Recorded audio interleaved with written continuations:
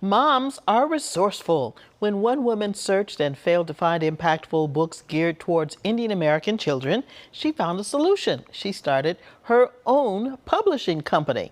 Today, Mango and Marigold Press is the only independent Asian-owned children's publisher in the United States. The company has nearly 24 titles and writers from around the world. Joining me now is publisher Sailaja Joshi. So, hi. Hi. How did you start Mango and Marigold Press? Yeah, so Mango and Marigold Press started nearly 7 years ago now, and it started right around my own journey of motherhood. You know, I was having this library-themed baby shower, as you do, as everyone does in, the age of Pinterest. And I wanted to put books on my registry that reflected my culture, my history, and heritage. And I was kind of shocked at that time to see that there wasn't a lot out there. There were some books, but they were developmentally inappropriate, culturally inaccurate, culturally insensitive. And I couldn't believe that I lived in a space and place in which a country that had over 1 billion people somehow didn't have representation. So it took me about a year, and I left my PhD program and took $1,000 of startup capital and started what was then known as Bharat Babies, and today is known as Mango and Marigold Press. Okay, so in that transition from the idea to launching, you had a full-time job, and this was a side business. How did you get it all in? Yeah, I am what you love to call a multi-hyphenate. At the time, I was in a PhD program, working in consulting, and I had my then oldest child was just born, so I was balancing newborn life. And I'm a highly organized person. Busy people get things done. Busy moms get things done. I got stuff done, whether it was like while I was nursing my child. I have an incredibly thoughtful and supportive partner, my husband, and he was like, all right, this is what you want to do. This is what we're going to do. So we would pack everyone up in a car. We would go to festivals. My in-laws have come to festivals. My parents have come to festivals to support me, to give me the nurturing I need. What was happening at the festivals? So these festivals would be where we would start to introduce our books to the community. So for the first 2 or 3 years, we would travel around the country to major festivals, Boston Book Festival, LA Festival, Times Festival of Books.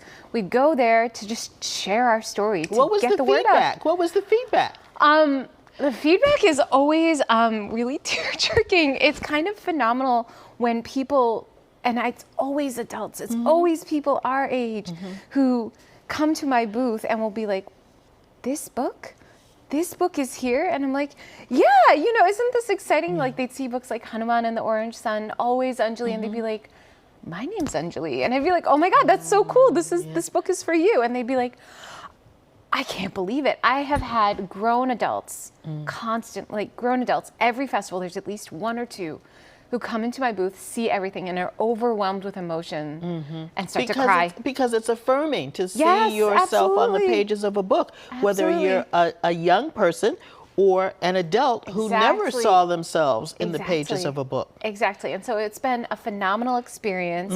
And I think once COVID hit, we sort of pivoted and shifted the way in which we were thinking about the business, the way in which we were running our business. Festivals like that were no longer as accessible to us because of what was happening in the pandemic.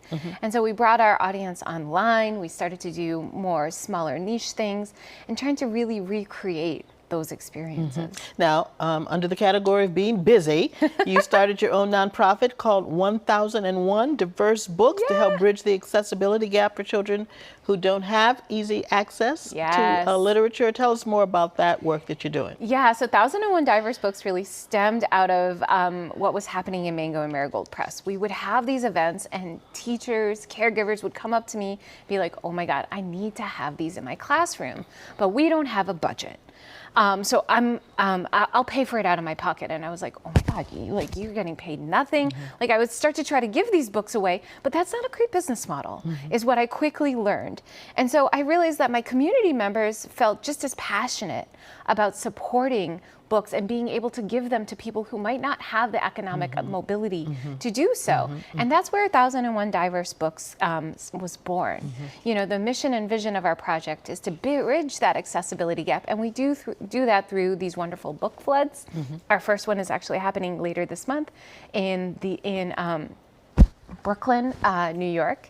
It's very, very exciting. And the goal there is to just get wonderful, diverse books into the hands of children. Now, you know, it's important that everybody diversify their home Yes. library, not just people of color, Absolutely. but people from the mainstream community should also have books that reflect diversity. Exactly, exactly. It's so vital, important that children's libraries, that libraries across the country, whether it be in the classroom or in your home, represent the wonderful and diversity in the community, not just racial diversity, gender diversity, accessibility diversity. Yeah.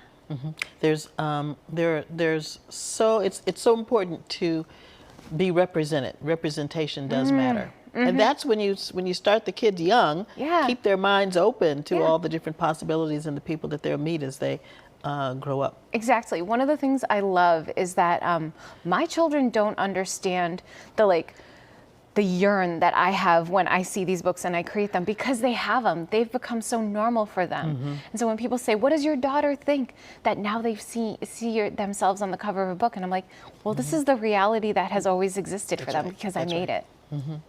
I love it. I love it. Thank you. Szilagyi Joshi, Yes. thank you for being here. Thank you so much for having me. And thank you all for joining us today. You can find information about these great books from Mango and Marigold Press at their website, mangoldandmarigoldpress.com, also on Amazon. All right, everybody, take care. Be sure to follow us on Facebook, Instagram, and Twitter at CityLine5. And you can follow me on Twitter at Karen Holmes Ward. Have a great afternoon and happy Mother's Day.